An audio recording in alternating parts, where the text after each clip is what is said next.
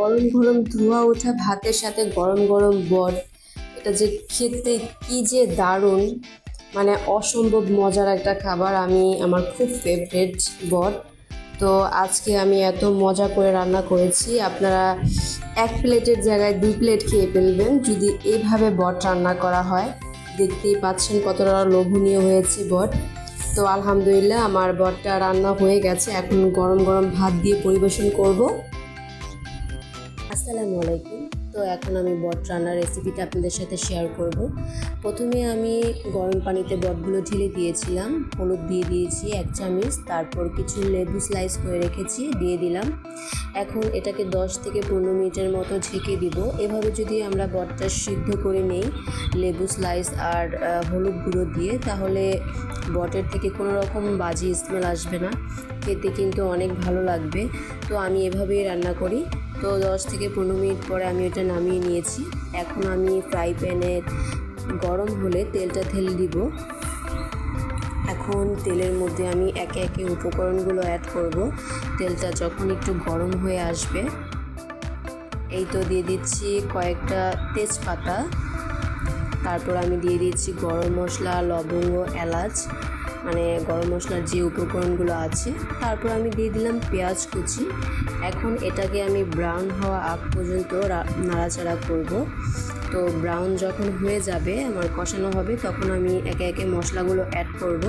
তো এই তো আদা বাটা, রসুন বাটা একসাথে আমি 2 চা চামচ দিয়ে দিলাম পরিমাণ মতো। তো 2 চা চামচ দিয়ে দেওয়ার পরে এবার বাকি মশলাগুলো আমি অ্যাড করব। 1 চামচ হলুদ গুঁড়ো দিয়ে দিলাম। এখন আমি দিব 1 চা চামচের মতো পরিমাণ মতো লবণ, আপনারা আপনাদের পরিমাণ মতো লবণ দিয়ে দিবেন। তো 1 চামচ ধনিয়া গুঁড়া দিলাম। এখন আমি দিব 1 চামচ মরিচ গুঁড়া। মরিচটা আপনাদের পছন্দ মতো অ্যাড করবেন, যারা বেশি ঝাল খেতে পছন্দ করেন তারা একটু বাড়িয়ে কমিয়ে দিতে পারেন। তো এখন আমি কিছু পানি অ্যাড করে দিলাম। মশলাগুলোকে ভালোভাবে কষাবো 10 থেকে 15 মিনিটের মতো। কষানো হয়ে গেলে উপর দিয়ে যখন তেলগুলো ভেসে উঠবে, তখন আমি বটটা দিয়ে দিলাম, সিদ্ধ করে রাখা বটটা। তো বটটাকে খুব ভালো করে কষাতে হবে। এটাকে আমি খুব ভালো করে নেড়ে চেড়ে ঢেকে দিব। ভালো করে কষানোর পরে তারপরে আমি এটার সাথে পানি অ্যাড করব। তো এখন আমি ঢেলে দিলাম। সিদ্ধ হওয়ার আগ পর্যন্ত আমি এভাবে কিছুক্ষণ পর পর ঢাকনাটা উঠিয়ে নেড়ে চেড়ে দিব। তো এখন আমি আবার ঢাকনাটা উঠিয়ে নেড়ে চেড়ে দিচ্ছি। আপনারা একটু কেয়ারফুলিভাবে বটটা নাড়াচাড়া করবেন, কারণ বট রান্নার সময় ফুটে, তাই এটা আপনারা খুব সাবধানে ঢাকনা ওঠানোর পরে নাড়াচাড়া করতে হবে যেন শরীরে ছিটে না আসে। তো অলরেডি আমার প্রায় হয়ে গেছে, রান্নাটা কষানো হয়ে গেছে। আমি এখন এটাতে পানি অ্যাড করলাম পরিমাণ মতো। তো পানি অ্যাড করা হয়ে গেলে এটাকে আমি আবারও কিছুক্ষণ ঢেকে দিব।